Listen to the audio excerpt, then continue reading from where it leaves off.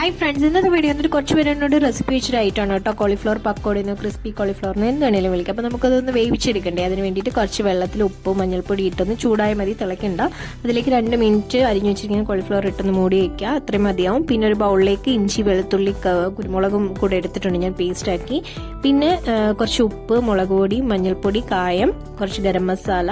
ഇതിലേക്ക് ഇനി കുറച്ച് അരിപ്പൊടിയും റവയും കുറച്ച് നാരങ്ങ നീരൂടെ ഒഴിച്ച് മിക്സ് ചെയ്ത് ആവശ്യത്തിന് വെള്ളം ഒഴിച്ച് മിക്സ് ചെയ്യാട്ടോ. ഒരുപാട് ലൂസായി പോകരുത്. എന്നിട്ട് ഒരു മണിക്കൂർ ഫ്രിഡ്ജിൽ വെച്ചിട്ട് വേണം എണ്ണയിൽ പൊരിക്കാൻ. ഓക്കെ, ആണല്ലോ ഇവിടെ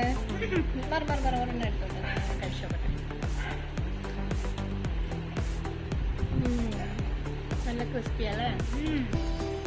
ടൊമാറ്റോ സോസും കൂടെ അത്രയ്ക്കാവണ്ട. അപ്പൊ നിങ്ങളൊന്ന് ട്രൈ ചെയ്ത് നോക്കുക. ചാനൽ സബ്സ്ക്രൈബ് ചെയ്യാത്തവരൊന്ന് സബ്സ്ക്രൈബ് ചെയ്ത് സപ്പോർട്ട് ചെയ്യുക, ലൈക്ക് ചെയ്യുക, ഷെയർ ചെയ്യുക. ബൈ.